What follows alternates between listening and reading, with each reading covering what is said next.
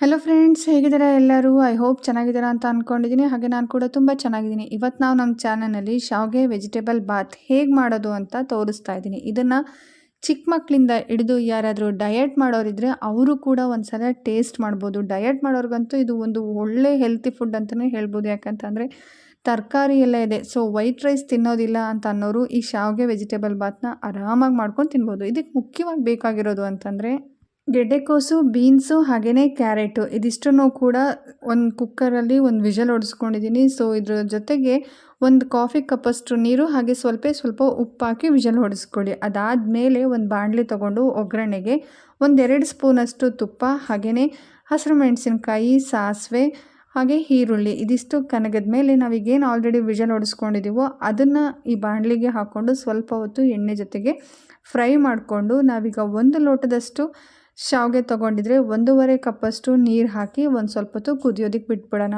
Already ಫಸ್ಟೇ ಒಂದು ಸಲ ಕುಕ್ಕರಿಗೆ ನಾವು ಉಪ್ಪು ಹಾಕಿರ್ತೀವಿ.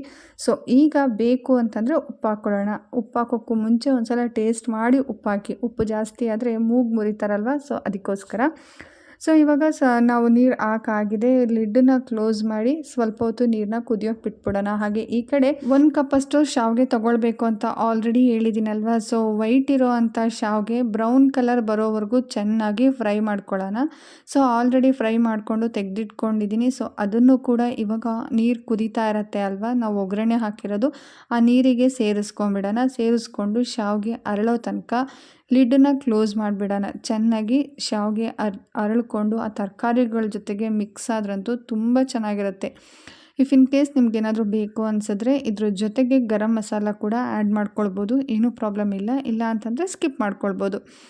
ಶಾವಿಗೆ ಚೆನ್ನಾಗಿ ಅರಳಾದಮೇಲೆ ಲಾಸ್ಟಿಗೆ ಸ್ವಲ್ಪ ಗಾರ್ನಿಷಿಂಗಿಗೆ ಕೊತ್ತಂಬರಿ ಸೊಪ್ಪು ಹಾಕಿದ್ರಂತೂ ಸಖತ್ ಟೇಸ್ಟಿಯಾಗಿರುವಂಥ ಶಾವಿಗೆ ವೆಜಿಟೇಬಲ್ ಬಾತ್ ರೆಡಿ ಟು ಸರ್ವ್.